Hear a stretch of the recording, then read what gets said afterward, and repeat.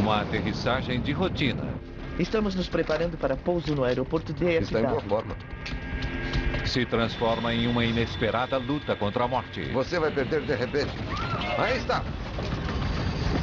Um jato de passageiros cai misteriosamente e se arrasta como um foguete em uma rodovia movimentada. Para cima! Para cima! Delta, contorne! Segura o avião! Ele vai bater! Uma força misteriosa derruba um avião matando 137 pessoas.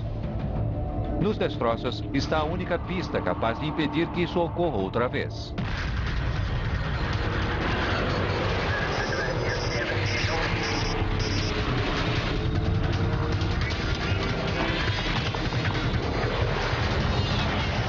Mayday, desastres aéreos.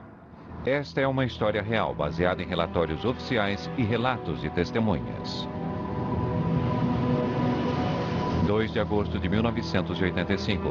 Tempestade mortal. Dallas, Texas. Um dia bastante quente, até mesmo para os padrões do Texas. Até amanhã. As temperaturas chegam a quase 40 graus. Vai chover. Isso deve esfriar um pouco as coisas. No final da tarde, William Mayberry está deixando o trabalho e voltando para casa. O calor e a umidade do dia estão afetando o tráfego no Aeroporto Internacional Dallas-Fort Worth, o DFW.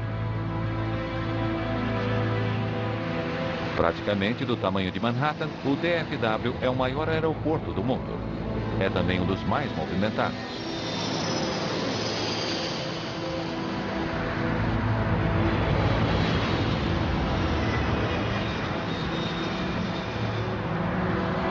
O calor havia provocado algumas tempestades durante a tarde no aeroporto, criando um acúmulo de aviões esperando para decolar. 631 da American liberado para decolagem. O controlador de tráfego aéreo Gene Skipworth está na torre hoje. Ele trabalha ali há 14 anos. Com ele está o controlador Mike Porter. Skipworth não estava pedindo ajuda. Nada parecia incomum, a não ser pelo fato de que começávamos a ficar ocupados e o número de aviões começava a acumular.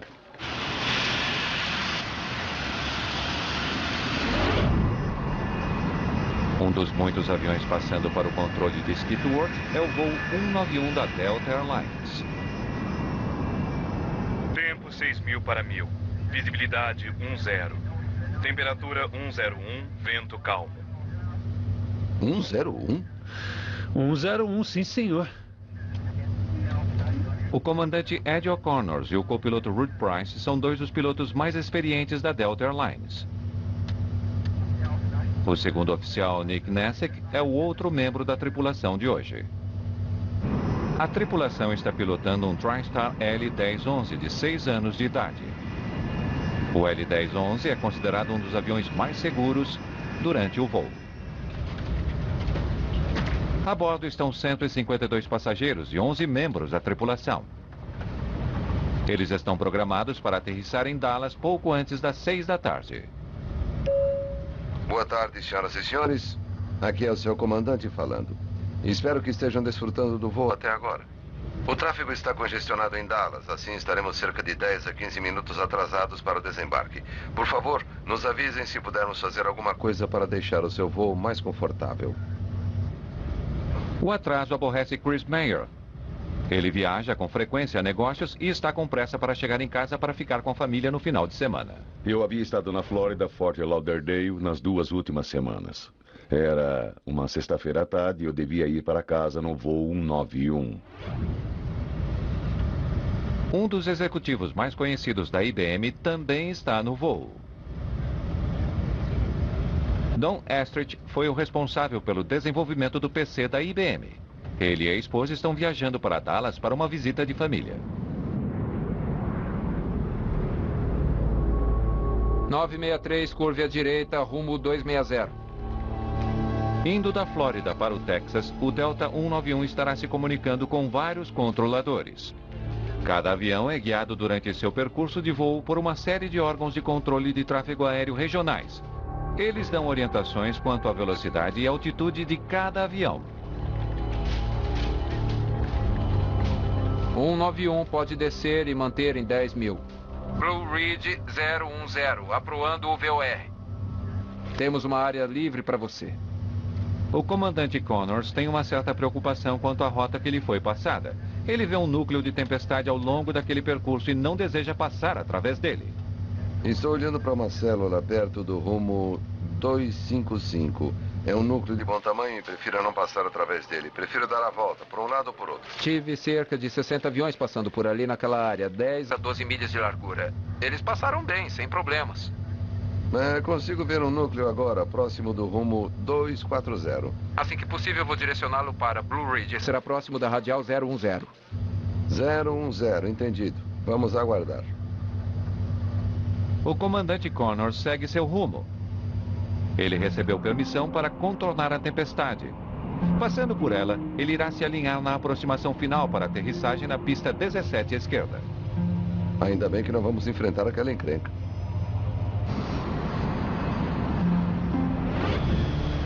As sextas-feiras à tarde são movimentadas nos aeroportos.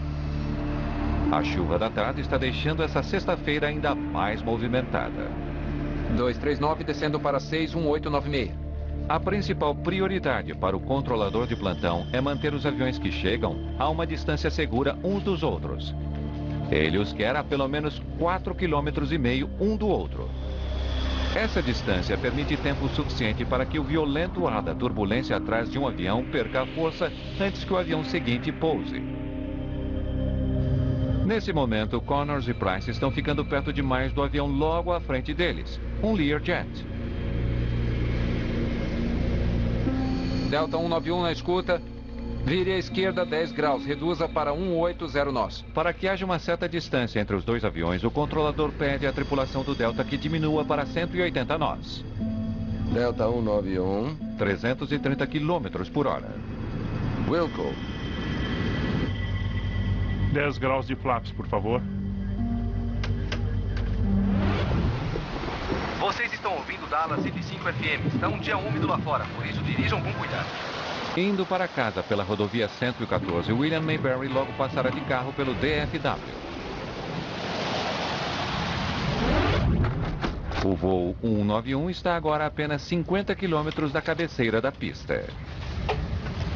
Senhoras e senhores, estamos começando nossa aproximação para pouso no DFW. Por favor, verifiquem se o encosto de seus assentos está na posição vertical e coloquem seus cintos. A tripulação começa a sua descida final para pouso na área do Dallas Fort Worth. Atenção todas as aeronaves que estão na escuta. Há uma pequena pancada de chuva logo ao norte do aeroporto. Connors agora muda as frequências de rádio e contata um controlador de tráfego aéreo do aeroporto DFW local para instruções quanto à aproximação. Enquanto os passageiros e a tripulação do voo 191 se preparam para sua aterrissagem, uma força mortal se forma em seu caminho. Decisões críticas e falta de informação conspiram contra eles. A tripulação logo estará envolvida em uma luta de 47 segundos, que se transformará em um dos momentos mais importantes da história da aviação moderna. 2 de agosto de 1985.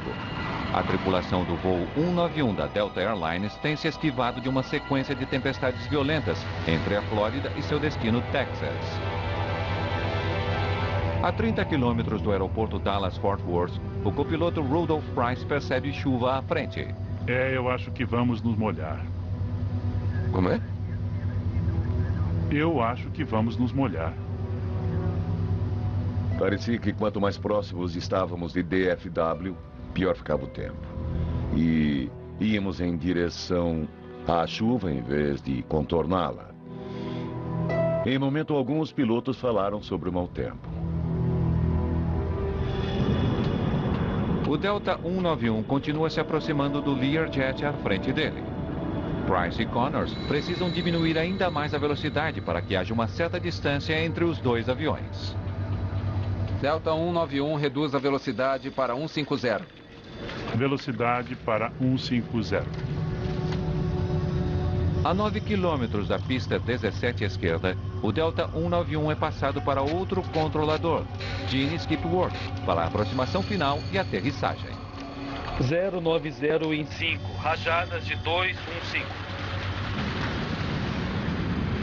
Torre Delta 191 aqui na chuva. Tudo parece ok. Delta 191, torre regional. Skipworth diz à tripulação que espere um vento lateral controlável de até 15 nós. Vento de 090 em 5, rajadas de 15. Obrigado, senhor. O copiloto Price estará nos controles para a aterrissagem a seguir. Pilotos e copilotos normalmente alternam as funções durante o voo. À medida que o voo 191 se aproxima do solo, William Mayberry está logo ao norte do aeroporto. Ele foi pego pela mesma tempestade que Price e Connors estão apenas começando a enfrentar.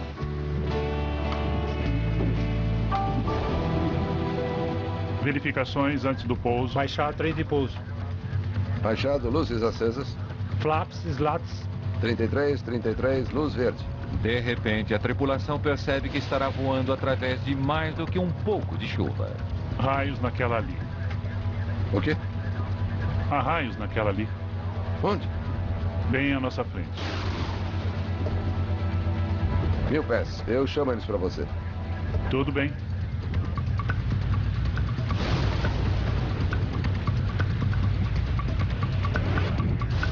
Não estamos recebendo quaisquer avisos de mau tempo do órgão de meteorologia ou de outros pilotos com os quais contamos. À medida que eles passam pela chuva, eles precisam nos informar e, ao que fazem, se enfrentam turbulência ou se têm problemas na aproximação final ou se encontram alguma coisa em comum. O Learjet à frente do voo 191 aterrissa com segurança. Connors e Price estão agora a menos de 1 minuto atrás. Sem qualquer aviso, a intensidade da tempestade aumenta. O L-1011 está sendo atingido por uma chuva forte. Eu sabia que estávamos nos aprontando para aterrissar, mas ao mesmo tempo sentimos um movimento súbito, como se os pilotos estivessem aumentando a potência dos motores ou algo assim. A velocidade aerodinâmica do avião está aumentando sem razão aparente. Cuidado com a velocidade. Price puxa o manete para diminuir a velocidade do avião e mantê-lo a 150 nós como solicitado. O avião está a apenas 180 metros do solo. Você vai perder de repente. Aí está.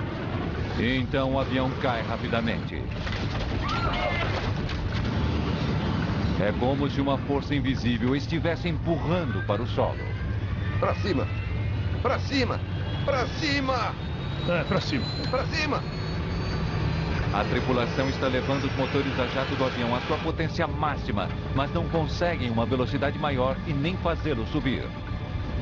Apertei meu cinto de segurança o máximo que pude, mas ao mesmo tempo era possível ouvir um alfinete cair. Ninguém estava conversando. Quer dizer, foi um silêncio mortal. Tão subitamente quanto começou, a crise parece terminar. O avião para de cair e começa a ganhar parte da velocidade que Connors e Price lutavam para conseguir. É isso. Mas antes que a tripulação pudesse respirar aliviada, o avião cai outra vez, balançando violentamente de um lado para o outro. E então vira violentamente para a direita. E eu simplesmente soube que não deveríamos estar assim tão próximos do solo tão rapidamente. Segura o avião! A cerca de 2 quilômetros da pista de pouso, o avião rasga o solo e dispara em direção à rodovia 114. Quando atingimos o solo, senti como se estivéssemos em um carro com rodas de locomotiva em um terreno acidentado. De alguma forma, a tripulação consegue fazer o avião voar novamente. Naquele momento, Gene Skipworth vê o Delta 191. Ele vai bater! Delta, contorne! Mas é tarde demais. Os motores do avião atingem o carro de William Mayberry na rodovia 114. Ele morre na hora. O avião atinge o solo novamente ao norte da pista. Ele está a mais de 350 km por hora.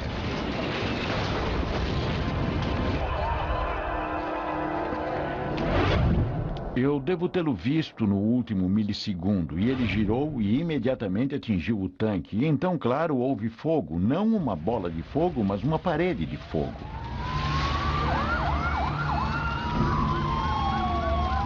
Pareceu ser apenas uns poucos segundos, 5 segundos no máximo, não sei quanto tempo foi. E tudo parou. O resultado da explosão é tão forte que a parte traseira do avião é arrancada para longe da bola de fogo. Então, de repente, você olha para cima e não há nada ali. Tudo se foi. Você simplesmente vê toda aquela cena do lado de fora, como se o avião tivesse simplesmente sido aberto.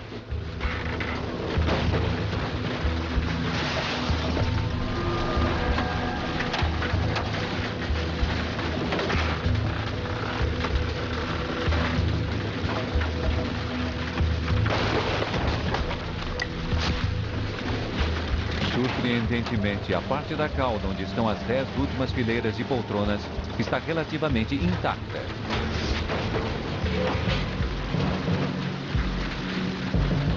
As pessoas foram simplesmente jogadas no chão. Algumas com roupas, outras sem roupa, algumas estavam queimadas. Foi algo indescritível, a não ser que se estivesse lá para ver uma coisa que você nunca vai conseguir esquecer. Socorro! Aqui! Aguente aí. O socorro já está a caminho. Então, tão repentinamente quanto começou a chuva, para.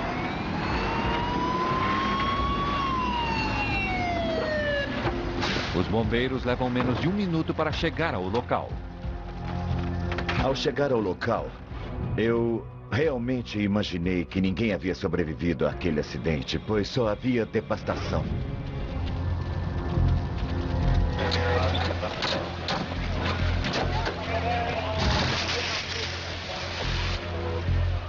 Naquele momento eu tinha puxado a parte da asa, a parte do avião que leva o combustível. Por isso havia uma enorme quantidade de combustível e muitas chamas. Toda a parte da frente do avião fora desintegrada. Eu sabia que precisava ir até lá. Eu trabalhava como correspondente da revista Time, como freelancer na ocasião. Eu liguei para a sede em Atlanta responsável por essa região do país. Eles disseram uma palavra: vá.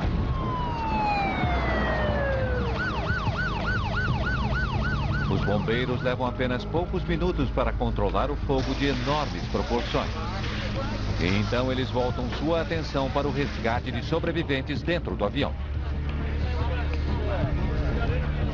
Foi só quando o fogo começou a diminuir um pouco que eu vi a parte da cauda onde havia alguma esperança de haver alguma pessoa com vida. Havia essas duas mulheres que estavam caminhando por entre a fumaça. Senhoras, afastem-se! Saiam do caminho, afastem-se! E aquilo me surpreendeu, por isso eu sabia que havia esperança de que houvesse pessoas com vida ali. Somente 27 pessoas sobrevivem ao acidente. Eu havia visto a morte antes como médico no Vietnã, mas nunca de civis e, sem dúvida, não em número tão grande e tão abruptamente. Eu poderia dizer o quanto era sério. Era possível ver a morte, senti-la, sentir seu cheiro.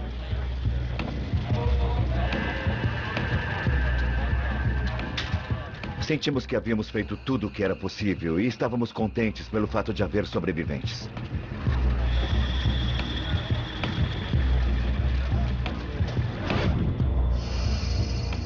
Minha poltrona era de número 15A, no corredor. E eu disse a eles que isso não seria bom, pois aquela era uma área de não fumantes e eu fumava. Por isso eu tive que sentar na parte de trás. E aquilo provavelmente salvou minha vida.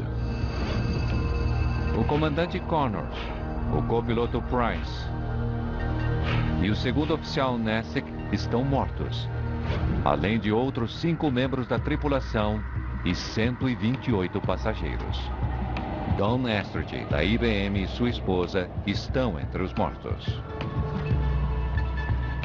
Na torre houve um silêncio de provavelmente 1 a 2 minutos, exceto por alguma transmissão ocasional. Mas basicamente houve um silêncio e você fica ali simplesmente sentado, estarrecido e desejando poder fazer alguma coisa para que não tivesse ocorrido.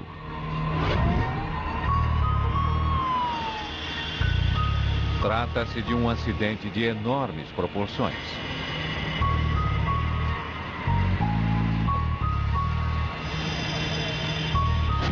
Investigadores do Departamento Nacional de Segurança dos Transportes americano chegam ao DFW dispostos a encontrar a causa. Um de nossos investigadores de campo teria estado no local tentando encontrar o gravador de registros de dados de voo e o gravador da cabine do piloto, que são peças bastante importantes da investigação. Os investigadores começam procurando provas de falha mecânica. Eles examinam os escombros procurando pistas de que o avião não estivesse respondendo ao comando dos pilotos. Em qualquer acidente envolvendo aterrissagem ou decolagem, é essencial estabelecer qual era a configuração do avião, certificar-se de que isso não era um fator do acidente. Tudo estava normal com essa aeronave. Investigadores deixam de se concentrar no avião e se voltam para os céus. Depois de qualquer acidente na aviação comercial, aparecem inúmeras teorias. Duas delas prevaleciam naquela noite. A primeira, que um raio houvesse atingido o avião. A segunda, que ele tivesse sido atingido por um mini tornado.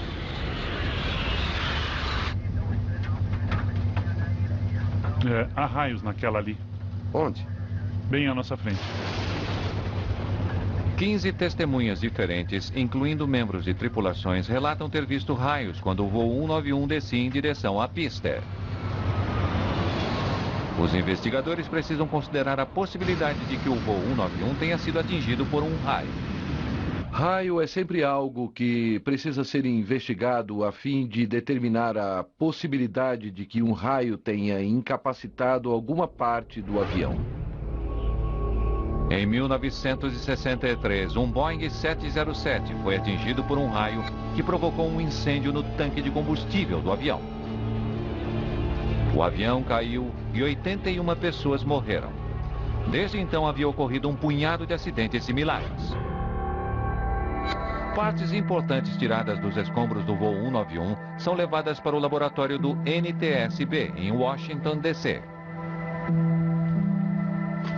Bud Liner é o investigador encarregado de examinar os destroços, assim como as informações do gravador de voz da cabine do piloto.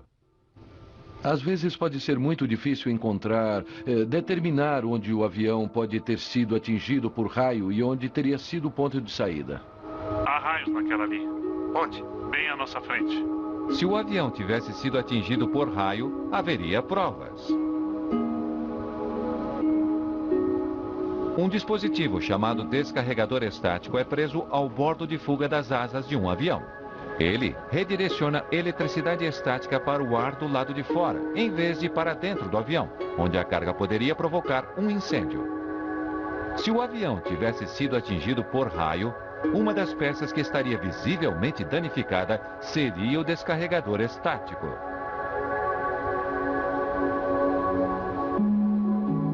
Nada ali.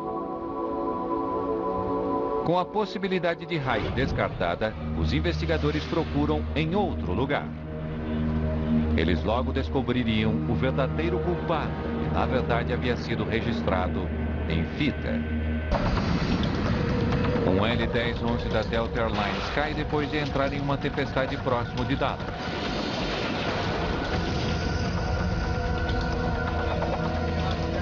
« 137 pessoas morrem. Investigadores descartam problemas mecânicos e raio como causas do acidente. Nada ali. Bud Liner, do NTSB, concentra sua atenção no avião logo à frente do Delta 191, o Learjet. Ele fica sabendo que o jato estava a menos de 1 minuto à frente e voou pela mesma tempestade. Depois de passarmos por cerca de 5 milhas do final da pista, entramos em uma pancada de chuva que imaginamos que seria uma chuva leve e que acabou sendo a chuva mais forte que eu tinha visto até aquela data. Apesar da chuva, Rufus Lewis conseguiu aterrissar seu avião com segurança na pista 17 esquerda. Ao sairmos das nuvens, estávamos em grande altitude e temperatura elevada. Por isso, tivemos de usar toda a extensão da pista do aeroporto DFW. Aterrissamos e conseguimos parar o avião no final da pista. Então, por que o L-1011, um avião muito maior, não teria conseguido aterrissar momentos depois? Bud Laynor ainda não sabe o que derrubou o voo 191. Mas logo, ele descobre as pistas de que precisa no gravador de dados de voo do avião. O gravador registra todos os ajustes feitos pelos pilotos nos controles do avião. O dispositivo também registra elementos externos como temperatura, velocidade do vento, altitude e pressão do ar. Seja lá o que for que Connors e Price enfrentaram, há uma boa chance de que tenha deixado pistas no gravador de dados de voo. O gravador de dados de voo nos deu vários parâmetros que não tínhamos antes. Potência do motor, razão de subida ou descida, e aquele tipo de parâmetros realmente nos permitiu uma análise mais profunda. O gravador de dados do voo documentou uma combinação de ventos que mudaram rapidamente. E então muda para um vento descendente. Em questão de segundos, o avião foi atingido por fortes ventos pela frente, pela parte de cima e então pela parte de trás. Lá está.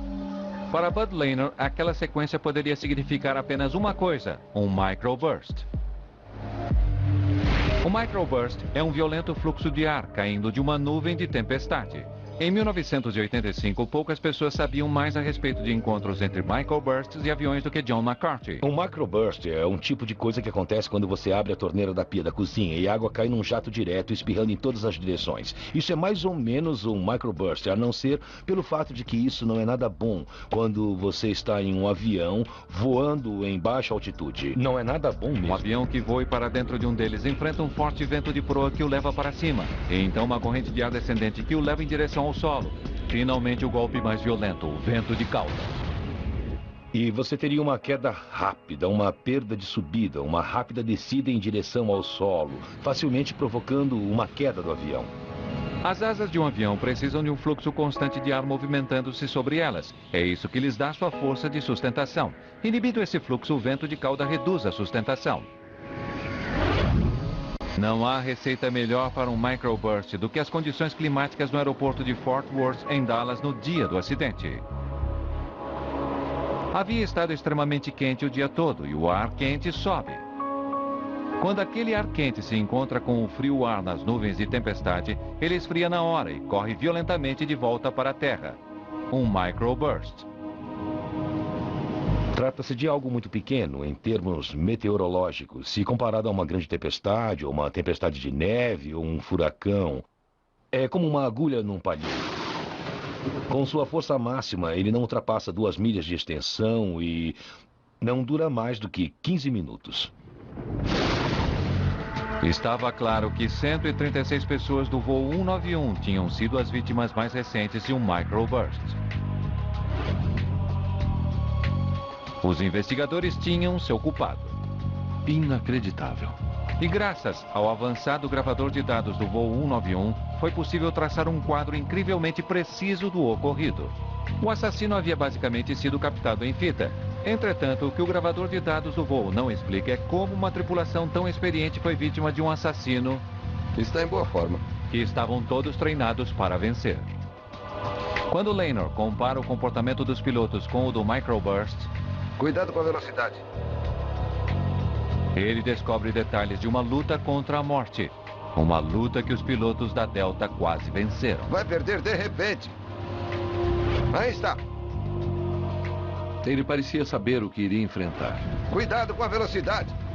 O aumento da velocidade aerodinâmica levou o copiloto Price a reduzir a potência de seus motores. Potência essa que ele precisaria desesperadamente dali a poucos segundos. Você vai perder de repente. Aí está. Quando Price e Connors enfrentam um vento descendente. Para cima. Para cima. Eles estavam a menos de 250 metros do solo. O comandante conhecia as características de um microburst. Ele, obviamente, havia recebido informações a respeito de características de cortante de vento e microburst em seu treinamento de voo. Quando Connors e Price encontraram o vento de cauda do microburst, havia muito pouco que eles pudessem fazer.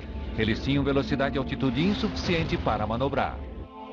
Se um piloto encontra um forte vento de cauda a 3.000 metros, ele pode apontar o nariz para baixo e mergulhar para ganhar velocidade e gerar sustentação. Isso é chamado de trocar altitude por velocidade aerodinâmica. Mas Price e Connors não tinham essa opção. Eles estavam apenas a 150 metros do solo quando foram atingidos pelo vento de popa. A única maneira que tinham de ganhar velocidade aerodinâmica era a partir de seus motores. Para cima! O copiloto responde, o avião estabiliza. Posso ver que a maioria dos pilotos diria, bem, conseguimos. A chuva vai parar e vamos aterrissar. Momentaneamente, seus esforços parecem dar frutos. A velocidade aerodinâmica aumenta, o mergulho é interrompido. Mas com o voo 191 a menos de 150 metros do solo, esse microburst em especial desferira seu último golpe. Um violento vento lateral que força o avião a inclinar perigosamente para a direita. Segura o avião! Combinado aos demais ventos do microburst, a tripulação não tinha como se defender. Toga! Toga!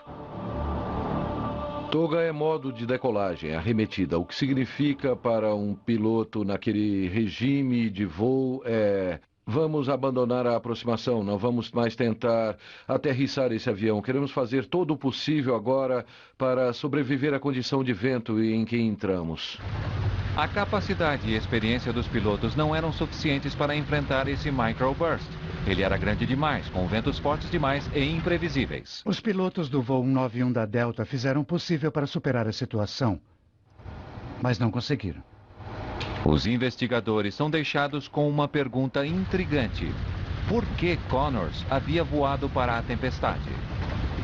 Antes de 1985, os radares a bordo do avião eram fabricados para detectar tempestades, basicamente pesadas áreas de precipitação. Não eram eficazes, não eram nem ao menos projetados para detectar o microburst. Eram inúteis em altitudes baixas para se identificar o fenômeno do microburst. Microbursts são invisíveis, mas em geral surgem de nuvens de tempestades. É por isso que os pilotos são treinados para não voar por dentro de tempestades se virem raios. É um núcleo de bom tamanho e prefiro não passar através dele. Prefiro dar a volta por um lado ou por outro. Assim que possível, vou direcioná-lo para Blue Ridge. Será próximo da radial 010. 010, entendido. O comandante Connors não assumia riscos. Ele era conhecido por ser um piloto cauteloso. Ainda bem que não vamos enfrentar aquela encrenca. É difícil culpar a tripulação. O trabalho dela é evitar tempestades. E deve haver uma previsão para tempestades todos os dias, em Dallas, no verão. Quais evitar? E, você sabe, é um problema bastante difícil. Antes disso, durante o voo, Connors já havia voado em condições de mau tempo. Investigadores só conseguem concluir que ele tenha subestimado a tempestade em seu caminho, na cabeceira da pista 17 à esquerda. Quando se está em uma sequência de aproximação em um aeroporto como o de Dallas, ou Atlanta, ou Chicago, e você vê outros aviões à sua frente que estão aterrissando sem problemas, você pode ter a impressão de que há uma tempestade ali, mas eu vou passar por ela muito rapidamente e isso não será problema para mim. Aeroportos como o DFW têm sistemas sofisticados para fornecer informações meteorológicas para os pilotos. Uma tempestade no final de uma pista é o tipo de ameaça que esses sistemas foram projetados para identificar. Entretanto, essa tempestade mortal conseguiu burlar aqueles sistemas. Quando o voo 191 se aproximava do aeroporto de Dallas, o tempo estava mudando muito rapidamente. Atenção todas as aeronaves que estão na escuta. Há uma pequena pancada de chuva logo ao norte do aeroporto. O comandante Connors ouviu aquela parte da mensagem. Mas então ele mudou a frequência de seu rádio para receber suas instruções finais para a aterrissagem. A tripulação do Delta nunca ouviu a última parte dessa mensagem sobre o tempo à frente deles. Tem uma pequena tempestade bem no final. 2 minutos antes do acidente, houve uma observação sobre uma parede de água no começo da pista. Defendo a ideia de que aquela informação teria sido muito importante para a tripulação. Registros do radar do dia do acidente indicam que a célula de tempestade para dentro da qual Connors e Price voaram cresceu do nada em questão de minutos. Isso é de 2 minutos antes do acidente. As leituras do radar mostram o início de um núcleo de mau tempo na cabeceira da pista 17 à esquerda. Isso é de 3 minutos depois do acidente. E temos uma nova célula, bem no início da pista, que não estava clara no quadro anterior. Isso explica por que Rufus Lewis conseguiu pousar seu Learjet. O microburst estava apenas começando a se formar quando ele estava se aproximando da pista. Muitas pessoas acham que houve um grande desenvolvimento vertical que os pilotos reconheceram e resolveram voar através dele assim mesmo. E eu mantenho e creio que as evidências mostram isso, que esse não foi o caso. Eles não se deram conta disso, dessa nova célula se desenvolvendo. Eles realmente entraram na tempestade sob a célula, mas era chuva pesada. Eles não estavam preocupados com aquilo e quando perceberam, era tarde demais. É pequena. Cerca do tamanho da pista. E não dura muito, então... É uma coisa que pode acontecer tão rapidamente que muitos acidentes têm acontecido porque ninguém sabia que estava ali. A tempestade chegou à cabeceira da pista 17 à esquerda praticamente despercebida. Mas uma vez ali, ela atraiu muita atenção. Pilotos em terra, assim como meteorologistas experientes, viram a tempestade que piorava. Mas todos eles a viram tarde demais para alertar a tripulação do Delta 191. Na verdade, a tempestade foi registrada na tela de um radar na central de controle de tráfego aéreo de Fort Worth. Mas no momento do acidente, o meteorologista de plantão estava no restaurante no intervalo para a refeição. Se a tripulação tivesse tido alguma ideia de que haveria algo sério à sua frente, eles teriam abortado a aproximação. Investigadores concluem que o acidente do Delta foi provocado pela decisão dos pilotos de prosseguir sua aproximação pela tempestade. Uma decisão que foi feita porque a tripulação não foi alertada sobre o perigo. Em 1985, havia sistemas básicos capazes de detectar ventos perigosos, mas não um microburst com segurança. Em terra, havia sistemas de alerta de cortantes de vento fracos que procuravam diferenças de velocidade do vento ao redor do aeroporto e no aeroporto. Esses sensores eram posicionados tão distantes uns dos outros que um microburst poderia existir entre eles e não ser detectado a tempo para alertar um piloto a respeito da ameaça. Entretanto, um sistema de detecção de microburst para superar esse problema havia sido desenvolvido. Ele estava sendo testado em Denver e estava funcionando muito bem. Descobrimos que o radar de Doppler que fica no solo é muito eficaz na detecção de microburst e ele consegue detectar cerca de 98% de um microburst. Um radar convencional usa ondas de rádio para medir a precipitação dentro de uma tempestade. O Doppler também envia ondas de rádio. Entretanto, ao medir a frequência de ondas que voltam, o Doppler também é capaz de calcular o movimento dos ventos dentro de uma tempestade. Se você olhar para o radar de Doppler, você vê uma parte dele que está se afastando do radar e uma parte que está vindo na direção do radar. E se for pequeno, é certamente o microburst. Não pode ser qualquer outra coisa. Por isso ele tem o que chamamos de sinal inequívoco de um microburst, o que quer dizer que o captamos. Como o radar Doppler era capaz de detectar um microburst, controladores poderiam usá-lo para alertar tripulações sobre sua presença. A pesquisa de Denver resultou em um importante novo sistema nos aeroportos, o chamado radar meteorológico Doppler terminal. Ao detectar condições perigosas, o sistema emite um alerta aos controladores de tráfego aéreo, que podem então alertar os pilotos. Voo 236, alerta de microburst, perda de 50 nós, 1 milha final, relatar intenções. Depois do acidente com o voo 191 da Delta, a Administração Federal de Aviação, FAA, se apressou para instalar o radar meteorológico Doppler terminal em aeroportos de alto risco. O Dallas Fort Worth foi um dos primeiros. Os domos contendo o radar especializado são hoje um equipamento comum nos principais aeroportos do mundo todo. Mas o radar em terra não consegue alertar os pilotos rápido o bastante. Temos também um problema com sistemas em terra, pois leva-se tempo para comunicar a ameaça à tripulação. O sistema tem de detectá-la em terra, isso é transmitido para uma posição na torre de controle e então pelo rádio para o piloto. Isso pode levar um atraso de 10 a 15 segundos, o que pode ser bem crítico. Os aviões também precisavam de sistemas a bordo para detecção de microburst. Uma equipe da NASA começou a desenvolver tal sistema, voando para dentro dos microbursts mais perigosos que conseguiam encontrar. Lá vamos nós, em frente. Arriscando as próprias vidas, eles iriam no final salvar milhares de outras. O voo 191 da Delta Airlines é o mais recente em uma sequência de acidentes atribuídos a um microburst. Desde 1964, microbursts foram a causa de 26 acidentes, matando mais de 500 pessoas.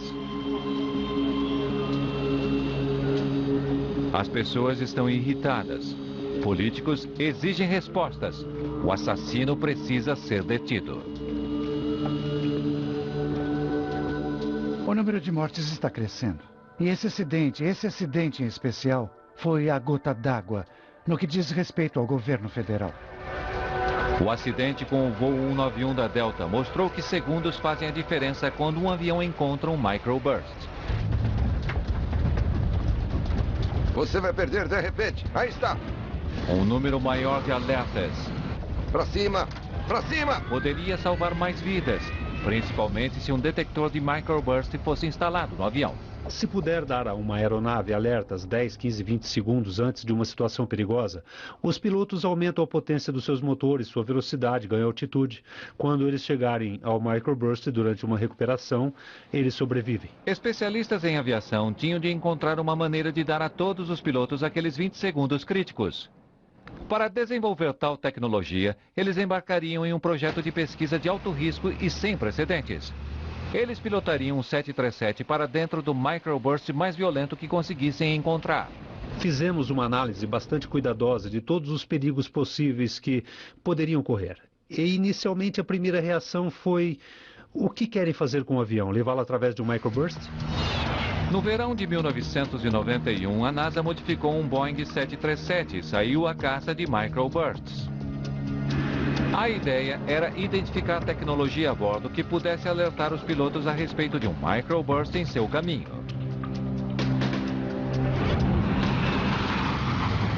A solução embarcada traz a detecção direto para a cabine e assim o piloto vê exatamente o que está à frente do avião. E quando o alerta é dado, não há atraso.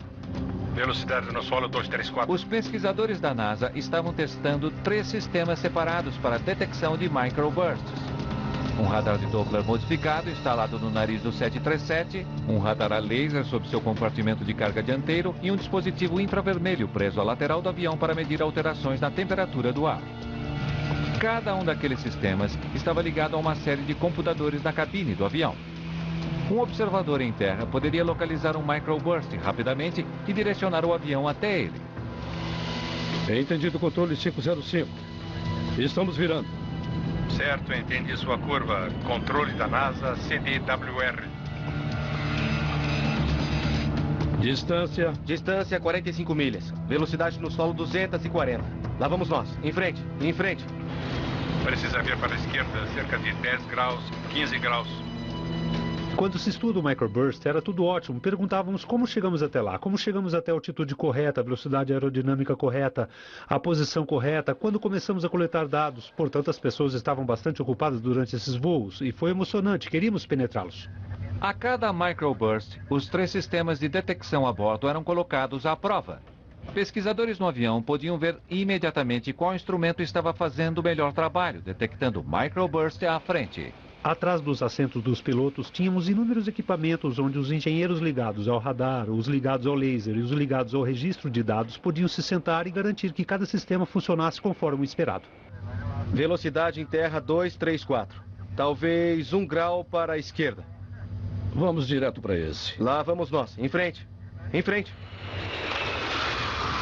Começamos com microbursts bem fracos. Tínhamos o radar em terra que nos dizia o que estávamos prestes a enfrentar. Por isso, começamos com microbursts muito fracos, ganhando experiência. E aos poucos, enfrentávamos microbursts cada vez mais fortes. Você via a chuva que começava a cair e sentia um frio no estômago. Era um pouco desconfortável, como um elevador começando a descer. Minutos antes de aterrissar. Por isso, qualquer apreensão que a tripulação possa ter tido inicialmente entrando nesses microbursts foi substituída mais tarde pelo prazer de encontrá-los. Aí vem o centro do alvo. Agora, 242 na velocidade de solo. Os ventos se foram. Procure por um vento de cauda. Estou de olho. Também perdemos um pouco de altitude ali. Os ventos foram ao redor da cauda, a 10 nós. Um bom e forte vento descendente no meio dele. Ele sugou 100 pés de nossa altitude. E um bom desempenho de diminuição também. Estávamos a cerca de 80, 50 pés e caímos para 70, 50 pés. Beleza. Os pesquisadores de Langley voaram para dentro de dezenas de microbursts durante sua pesquisa. O projeto provou que o radar Doppler de busca frontal era o único sistema que conseguia dar aos pilotos consistentemente alertas antecipados a respeito de um microburst à frente deles. Descobrimos que os radares de Doppler conseguiam detectar uma variedade enorme de microbursts. Há raios naquela ali. Se a tripulação do voo 191 da Delta tivesse um sistema que a alertasse a respeito de microbursts, ela poderia ter aumentado a potência de seus motores e começado a subir antes que o encontrassem. Isso poderia ter lhe dado a velocidade e a altitude que tanto lhe faltou quando ela começou sua batalha contra a tempestade. Os testes de voo de Langley tinham de fato controlado a ameaça do microburst. Depois dos testes da NASA, a FAA certificou um sistema de alerta baseado no Doppler para uso em aviões. Hoje, o radar Doppler de busca frontal é equipamento padrão em voos comerciais em todo o mundo. A boa notícia em meio a toda essa tragédia é que inúmeras coisas surgiram hoje. Desde os sistemas de radares e sistemas em terra até os sistemas a bordo e principalmente o treinamento de pilotos. Acreditamos que os acidentes provocados por microbursts sejam hoje coisa do passado. Se existe um acidente para o qual possamos olhar hoje e dizer, esse acidente tornou as coisas mais seguras porque aprendemos com ele, esse acidente foi o voo 191 da Delta. As alterações feitas depois do acidente do voo 191 da Delta salvaram um enorme número de vidas. O comandante Connors e o copiloto Price perderam sua luta contra um microburst, mas essa luta realmente conseguiu expor e desarmar um assassino invisível. Versão brasileira: Centauro.